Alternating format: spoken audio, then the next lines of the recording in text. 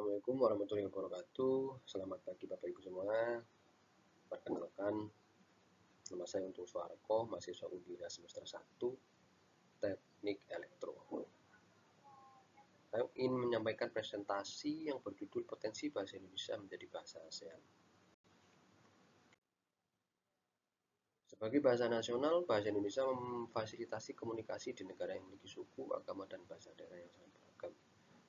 Pengakuan dari UNESCO menggarisbawahi peran penting ini, serta memberikan sebuah penghargaan kepada bangsa Indonesia karena bahasa Indonesia menjadikan nomor satu di tengah keragaman yang luar biasa. Selain dari itu, bahasa merupakan alat utama dalam komunikasi antar bangsa di kawasan Asia Tenggara. Negara-negara tergabung dalam ASEAN atau Perhimpunan Bangsa-Bangsa Asia Tenggara berbeda. Saat ini bahasa resmi ASEAN masih bahasa Inggris, namun bahasa Indonesia memiliki peran besar menjadi bahasa resmi ASEAN dikarenakan jumlah penduduknya sangat besar, kemudian dipelajari, serta persebarannya di kawasan Asia Tenggara yang sangat luas. Kita akan bahas satu persatu. Pertama, bagaimana potensi bahasa Indonesia menjadi bahasa resmi ASEAN, kemudian faktor apa saja yang mendukung bahasa Indonesia menjadi bahasa ASEAN, kemudian apa tantangan dan upaya yang perlu dilakukan dalam menjadikan bahasa Indonesia menjadi bahasa ASEAN atau bahasa perkara. ASEAN dibentuk pada tahun 1967 dengan tujuan meningkatkan kerjasama di bidang ekonomi, sosial, politik, dan kebudayaan. ASEAN beranggotakan 10 negara, di antaranya Indonesia, Thailand, Malaysia, Vietnam, Kamboja, Filipina, Laos, Myanmar, Singapura, dan Brunei Darussalam. Dalam komunikasi regional ASEAN, bahasa Inggris masih digunakan sebagai bahasa internasional. Namun, gagasan menjadikan bahasa Indonesia sebagai bahasa resmi yang kedua selain bahasa Inggris semakin kuat. Dengan bahasa Indonesia di kancah internasional, bahasa Indonesia termasuk dalam rumpun bahasa Austronesia. Bahasa ini dipelajari dari lebih 50 negara, termasuk Australia, Korea Selatan, Jepang, dan Amerika Serikat. Kesamaan bahasa Indonesia dengan bahasa Melayu membuatnya mudah dipahami oleh negara serumpun seperti Malaysia, Brunei Darussalam, dan suku Melayu yang ada di Singapura. Jadi, secara historis Malaysia, Indonesia, Singapura, dan Brunei Darussalam adalah negara yang dari satu suku, satu serumpun, suku sama-sama suku Melayu. Sehingga dalam pengucapan lafalnya lebih banyak sama, walaupun ada beberapa kata atau kalimat atau dialek yang berbeda.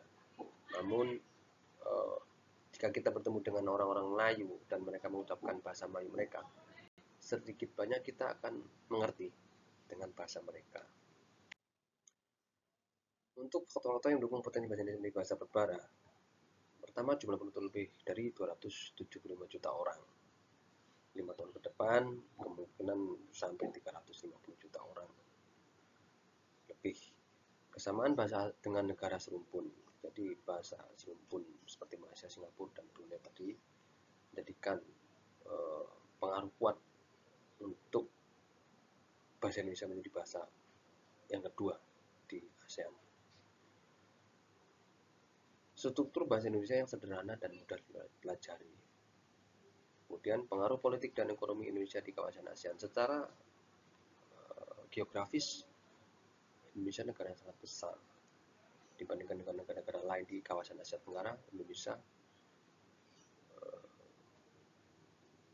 3 kali sampai 2 kali lipat dari luas wilayah negara-negara Asia Tenggara pada umumnya, sehingga faktor pengaruh politik dan ekonomi Indonesia dapat menjadikan rujukan untuk bagaimana kemudian nanti bahasa Indonesia menjadikan bahasa Indonesia menjadi bahasa kedua di kawasan Asia Tenggara. Kemudian peningkatan minat global terhadap bahasa Indonesia dengan masuknya wisatawan asing, dengan masuknya tenaga ahli dari luar, mereka akan cenderung belajar atau mempelajari bahasa lokal yang ada di negara kita. Karena untuk proses adaptasi sebagai tenaga kerja asing di Indonesia, mereka akan membutuhkan hal-hal tersebut. Dan tantangan yang dihadapi dalam menjadikan bahasa Indonesia sebagai bahasa perbara diantaranya adalah bahasa Inggris sebagai bahasa internasional masih mendominasi di seluruh dunia. Kemudian kurangnya promosi bahasa Indonesia secara global. Kemudian keterbatasan sumber daya dalam diplomasi bahasa. Kemudian perbedaan dialek Melayu Indonesia yang perlu distandardisasi. Maksudnya bahasa-bahasa serumpun memang sedikit berbeda. Nah, yang perbedaan ini yang perlu distandardisasi oleh bahasa-bahasa yang serumpun di kawasan Asia Tenggara, dari negara Brunei, dari negara Malaysia, Singapura, maupun Indonesia itu sendiri. Untuk upaya-upaya untuk meningkatkan peran bahasa Indonesia di ASEAN, dimulai bahasa antar negara, peningkatan pengajaran bahasa Indonesia di luar negeri, kemudian pemanfaatan media digital untuk promosi bahasa, kemudian kegiatan budaya ASEAN berbasis bahasa Indonesia, kemudian peran aktif pemerintah dan masyarakat dalam memperkuat identitas bahasa. Jadi upaya-upaya untuk meningkatkan peran bahasa Indonesia diantaranya yang saya sebutkan tersebut. Dari beberapa paparan yang sudah sampaikan tadi, kita menarik kesimpulan bahwa bahasa Indonesia memiliki potensi besar menjadi bahasa resmi ASEAN karena jumlah penduduknya sangat luas. Kemudian penggunaannya juga lebih mudah, dan kedekatan dengan bahasa di Asia Tenggara itu secara geografis lebih dekat, secara kultural antara beberapa bangsa di Asia Tenggara, diantaranya Malaysia, Brunei Darussalam, Singapura, kita masih serumpun. Ada suku Melayu di sana dan kita pun punya suku-suku Melayu juga di daerah Indonesia ini. Kemudian kesimpulan terakhir, dukungan diplomasi dan promosi budaya menjadi kunci utama untuk tujuan tersebut. Artinya diplomasi pemerintah dalam mengembangkan bahasa Indonesia di kawasan Asia Tenggara sangat mempengaruhi, serta kebudayaan juga sangat mempengaruhi. Kesimpulan yang bisa ditarik dari paparan presentasi tersebut adalah seperti ini. Kemudian bisa kita dapat untuk mendorong supaya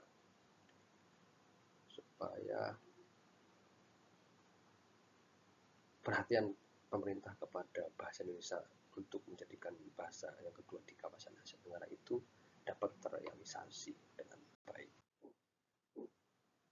Dan saran-saran seperti itu dibutuhkan kepada pemerintah, diberikan input kepada pemerintah supaya bahasa Indonesia lebih mendunia dan lebih aktif di setiap forum-forum regional maupun internasional, khususnya di kawasan Asia Tenggara. Demikian daftar referensi berikutnya, daftar referensi kita, sumber yang saya ambil, Badan Pengembangan dan Pembinaan Bahasa tahun 2023, Strategi Internasionalisasi Bahasa Indonesia, kemudian dari Kementerian Pendidikan dan Kebudayaan, kemudian dari ASEAN Sekretariat 2002, kemudian dari Pembinaan dan Pengembangan Bahasa Indonesia Jakarta Gramedia.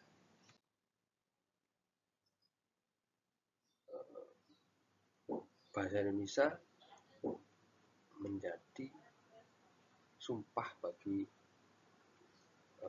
putra-putri daerah,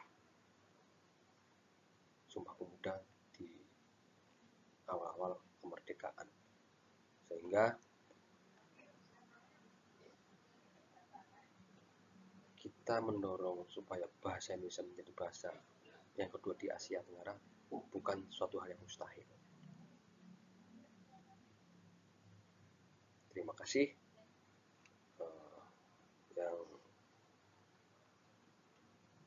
Demikian yang dapat saya sampaikan. Semoga bermanfaat bagi kita semua. Billahi taufiq wal hidayah. Wassalamualaikum warahmatullahi wabarakatuh.